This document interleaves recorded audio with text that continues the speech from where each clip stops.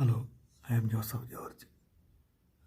Based on my studies, there are serious issues with the current understanding of the universe. According to my studies, mass defect in the universe are transformed into a super thin form of matter. This simple fact has a significant impact on our current understanding of mass and energy and the propagation of light. Since mass defect is a universally occurring phenomena, for example, every active stars in the universe, supernova explosions, black hole mergers, neutron star collisions, all these events creates a mass defect on a large scale. And if mass defect is transformed into a super thin form of matter, this leads to the conclusion that space is filled with this type of matter. So this has a huge significance, even the atomic structure and all phenomena which are explained or predicted by the theory of relativity can be there's a serious issues with the relativistic view of the universe, since Albert Einstein developed his relativistic ideas based on the concept that there is no space-filling substance.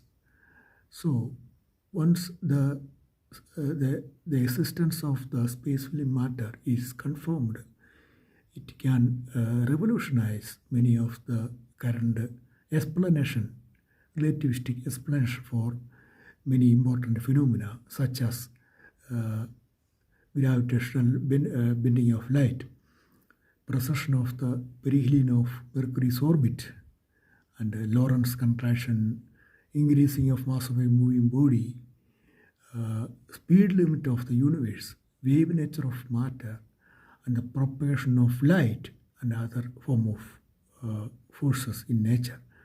So in fact, mass defect is transformed into a super thin form of matter. It has a huge significance in the understanding of the universe. When a radioactivity happens, for example, when a uranium-238 decays, it emits a alpha particle.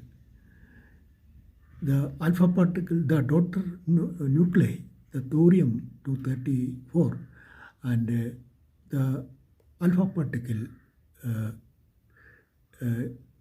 it gets high kinetic energy in opposite directions.